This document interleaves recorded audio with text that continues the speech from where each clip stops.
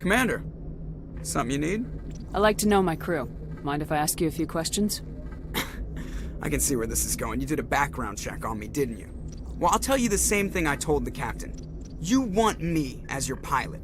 I'm not good. I'm not even great. I am the best damn helmsman in the Alliance fleet. Top of my class in flight school, I earned that.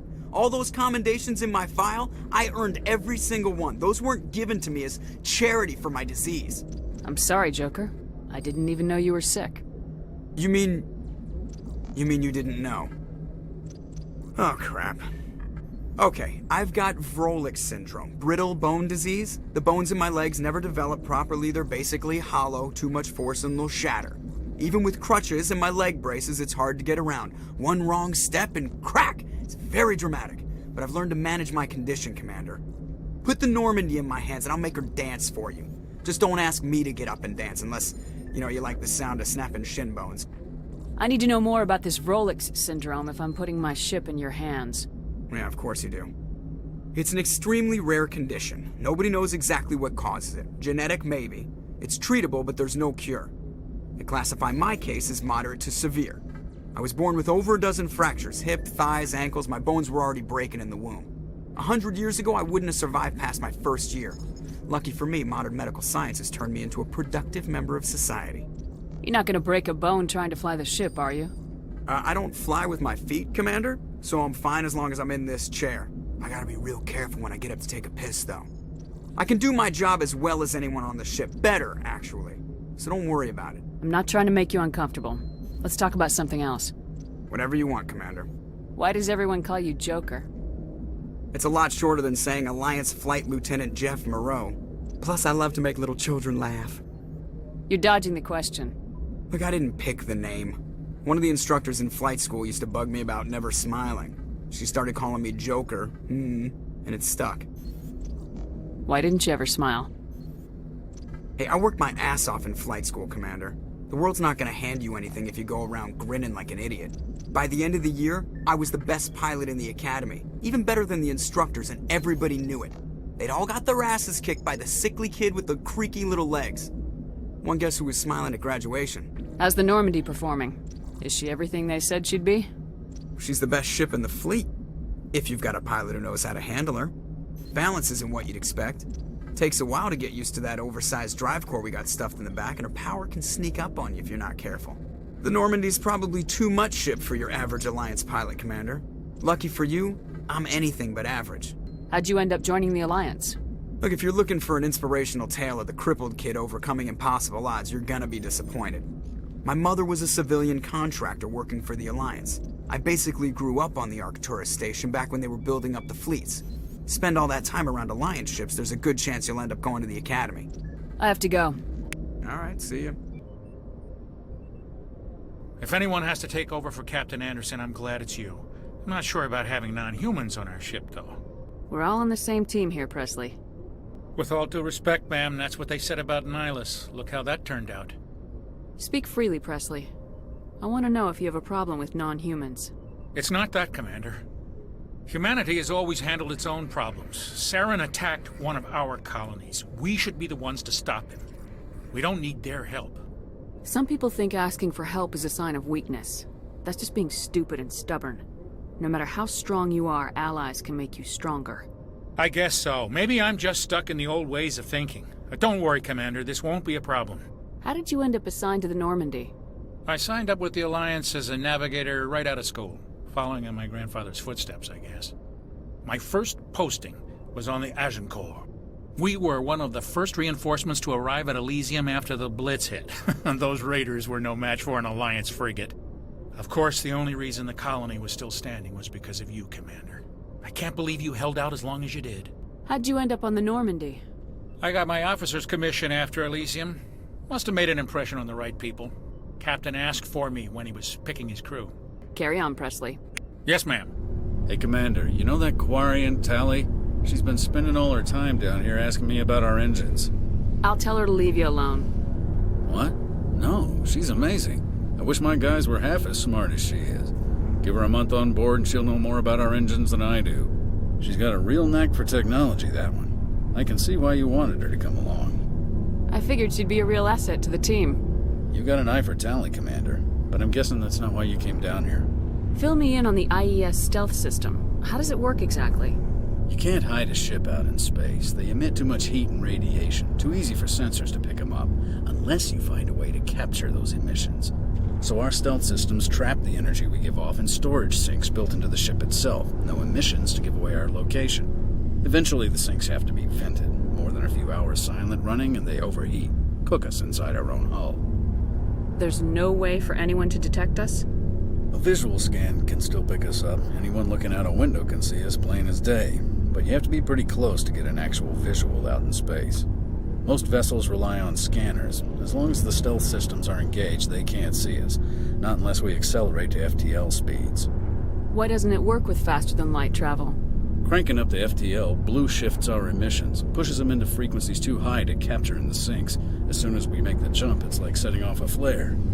Sensors can pick up our location whenever we enter or exit FTL flight, but for short-range missions, our stealth systems are amazing, and we've got the only one. Where else have you served, Adams? If you name a class of Alliance ship, I've probably served on it. Everything from dreadnoughts and carriers right down to frigates like the Normandy. My last assignment was on the Tokyo, only a cruiser, but she was a good ship. Couldn't hold a candle to the Normandy, though. I want to know more about the Normandy. She's the best ship I've ever served on, probably the fastest vessel ever designed. And she's the only one using the new Tantalus drive core. What's so special about the Tantalus drive core? Proportionally, it's about twice the size of any other vessel. Not only are we faster, but we can run at FTL speeds longer before we have to discharge the core. Carry on, Adams. Aye, aye, Commander. Your ship's amazing, Shepard. I've never seen a drive core like this before. I can't believe you were able to fit it into a ship this small. I'm starting to understand why you humans have been so successful. I had no idea Alliance vessels were so advanced. The Normandy's a prototype, cutting-edge technology. A month ago, I was patching a makeshift fuel line into a converted tug ship in the flotilla. Now, I'm sitting on board one of the most advanced vessels in Citadel space. I have to thank you again for bringing me along. Traveling on a vessel like this is a dream come true for me. I had no idea you found ship technology so interesting. It comes with being a Quarian. The migrant fleet is the key to the survival of my people. Ships are our most valuable resource. But we don't have anything like this. We make do with cast-offs and second-hand equipment. We just try to keep them running for as long as we can. Some of the fleet's larger vessels date all the way back to our original flight from the Geth. I can't believe your fleet's still using ships that are 3 centuries old. They're constantly being repaired, modified, and refitted. They aren't pretty, but they work. Mostly. We've tried to make ourselves as independent as possible on the flotilla. Grow our own food, mine, and process our own fuel. But some things we just can't make on our own. A patch to maintain the hull integrity requires raw materials we just don't have. That's why our pilgrimages are so important. Tell me about your people. Our lives aren't easy. Resources are scarce, and we are constantly on the move. Everything we do must in some way contribute to the continuation of the migrant fleet. There are 17 million Quarians in the flotilla, and each of us relies on the others for survival. The bonds among my people are strong. Unfortunately, we have had to surrender many of the freedoms and civil liberties other species take for granted. What kind of freedoms? Well, it's illegal for parents to have more than one child. If our population grows too much, it would strain our resources to their breaking point. Of course, we also can't allow our numbers to become too few. If our population is in decline, the rule against single births is temporarily repealed. In extreme cases of population decline, incentives are even offered to encourage multiple births, though the Conclave hasn't had to take such measures in nearly a century. That's your government. The Conclave is our civilian branch of government. Each ship can elect a representative to serve on the Conclave and make decisions that affect the fleet as a whole. On matters that affect an individual ship, however, the captain has the final say. It's a tradition that dates back to the early days, when the fleet was governed by martial law.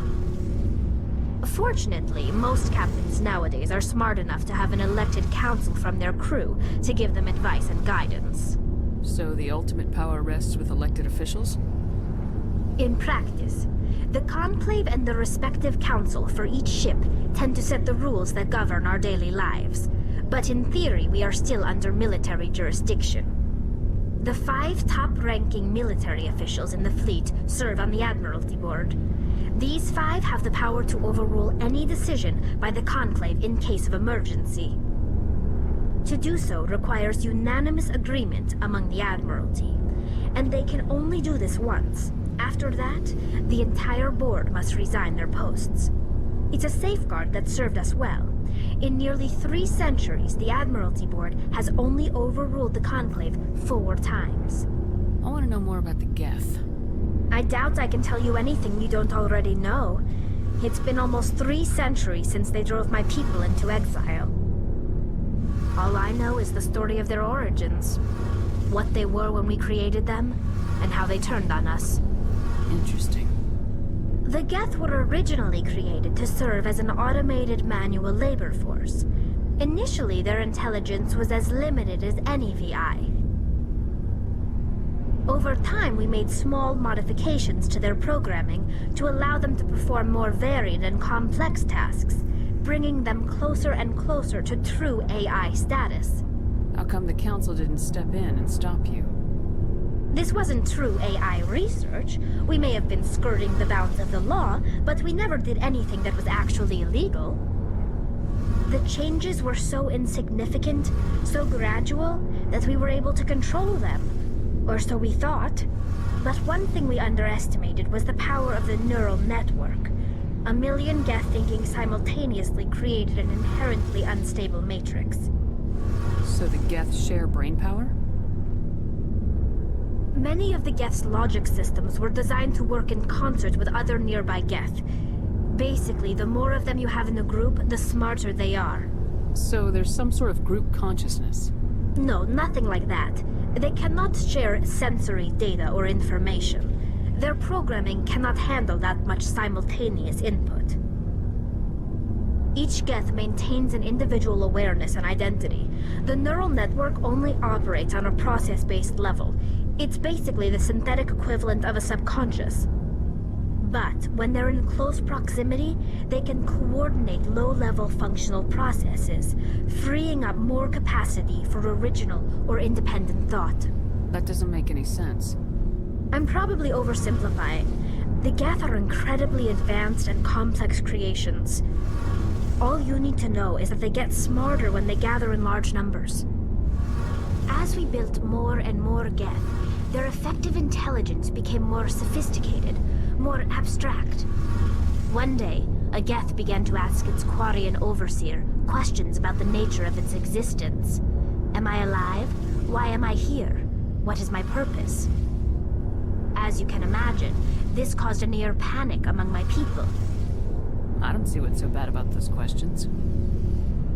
The Geth were created to engage in mundane, repetitive, or dangerous manual labor. That's fine for machines, but it won't satisfy a sentient being for long. The Geth were showing signs of rudimentary self-awareness and independent thought. If the Geth were intelligent, then we were essentially using them as slaves. It was inevitable the newly sentient Geth would rebel against their situation. We knew they would rise up against us, so we acted first. A general order went out across all Quarian-controlled systems to permanently deactivate all Geth. The Geth responded to this order violently. Hey, you can't blame them for fighting for their survival. We had no other choice. The Geth were already on the verge of revolution. By acting quickly, we had a chance to end the war before it began. The hope was that most of the Geth would still be little more than machines, incapable of organized resistance. But they had progressed much further than anyone anticipated. The war was long and bloody. Millions upon millions of Quarians died at their hands. In the end, we were forced to flee our own homeworld. We feared the Geth would pursue us, but they never came beyond the Veil. Now we drift through space, exile searching for a way to reclaim what was once ours. It's hard to feel sorry for you. Your ancestors tried to wipe out another species. We made a mistake when we created the Geth in the first place. But we did not make a mistake when we went to war against them. If we had not acted, they would have wiped us out. They're a synthetic life form. They have no use for organics. None. Why do you think they cut themselves off from the rest of the galaxy? Why do you think they've killed every organic being who's ever tried to contact them? I didn't mean to offend you. I'm sorry. I didn't mean to get so worked up. Most Quarians tend to have pretty strong opinions about the Geth. I want to know more about the pilgrimage. When my people reach maturity, we leave our birth ships and seek acceptance with a new crew. It's necessary to maintain genetic diversity among the fleet. But no ship wants to accept someone who will be a burden on them. So, to prove our worth, we embark on a pilgrimage. We set out alone, leaving the flotilla and our families behind us. We only return once we have found something of value we can bring back to the fleet. This is presented as a gift to the captain of the respective ship we wish to join. If the gift is accepted, we are welcomed into the crew. Can a captain choose to reject the gift? That doesn't happen often. Most captains are eager to increase the size of their crew. It increases their own standing in our society.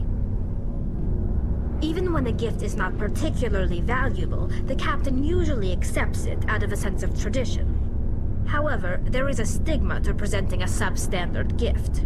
It's not the best way to make a good impression on a new community. Most pilgrims don't return until they find something worthwhile. I can't believe they just send you off alone.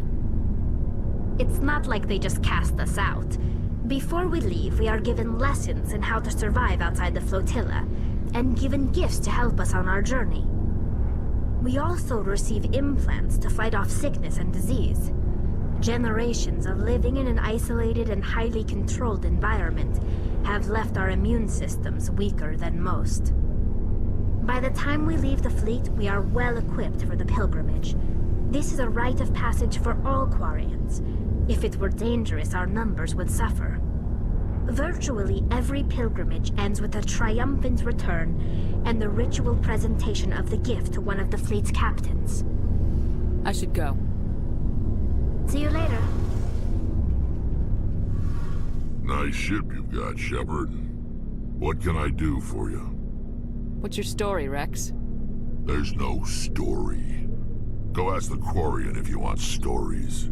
You Krogans live for centuries. Don't tell me you haven't had a few interesting adventures. Well, there was this one time the Turians almost wiped out our entire race.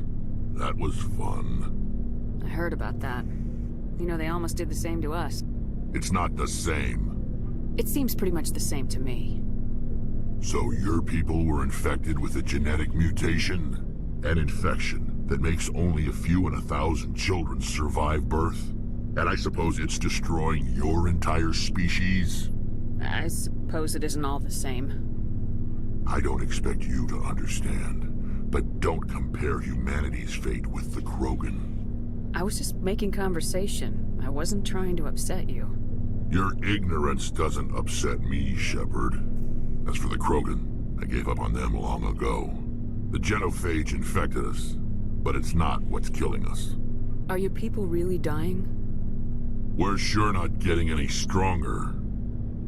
We're too spread out. None of us are interested in staying in our own system. Lots of species have left their homes and prospered. But they go to colonize new worlds. We're not settlers. We're warriors. We want to fight. So we leave. Hire ourselves out. And most of us never go back. What can you tell me about the genophage? Ask the Solarians if you want details. They made it. All I know, it makes breeding nearly impossible. Thousands die in stillbirth, and most never get that far. Every Krogan is infected. Every one. And no one's rushing to find a cure. Why don't the Krogan try to find a cure? When was the last time you saw a Krogan scientist? You ask a Krogan, would he rather find a cure for the genophage or fight for credits? He'll choose fighting every time. It's just who we are, Shepard. I can't change that. Nobody can. So long, Rex. Shepard. Commander? What's your opinion of the last mission? Kinda wish you'd got there sooner, Commander. No offense, I appreciate the rescue. I just wish... You wish we'd been able to save the rest of your unit. Yes, ma'am. If I had been more alert, we wouldn't have been cut down by an ambush. The Geth are perfect ambushers. They don't move, they don't make noise, they don't even breathe. They have flashlight heads, ma'am. I'll make sure it doesn't happen again. Dismissed, Chief. Ma'am? Thanks for bringing me on board, Commander.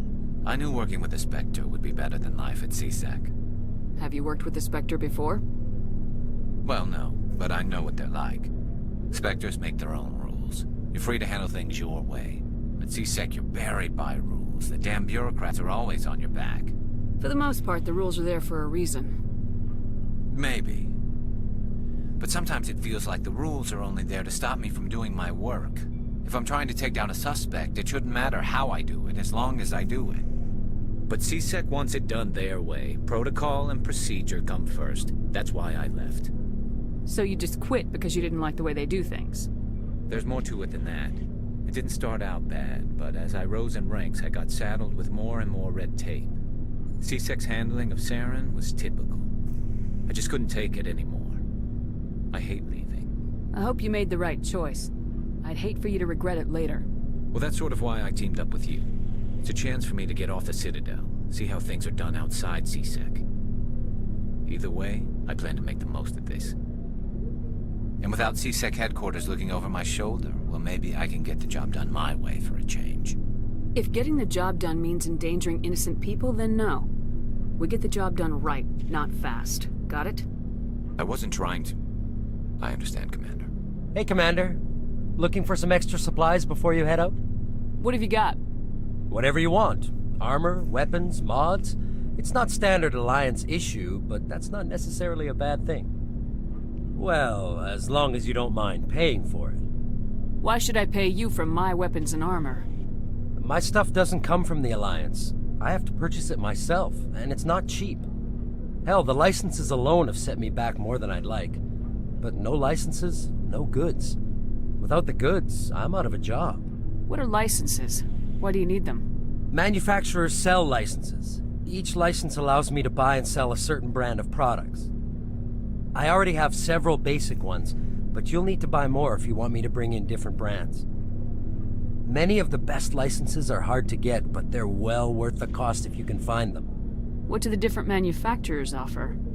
There are too many for me to keep track of, but each license will explain what it's good for. How often will you get new items? Well, that depends on how many licenses you've purchased, but I'll rotate items on a regular basis regardless. And anytime we land someplace with a big enough port, I'll buy, sell, and trade whatever I can. Check back often. I need to move items quickly, so only the most basic items will be stocked consistently. Let's see what you've got. You bet, Commander.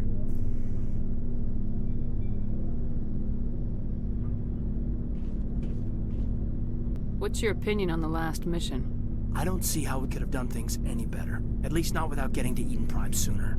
And we were on the scene faster than any other Alliance ship could have been. We'll talk another time, Lieutenant. Commander?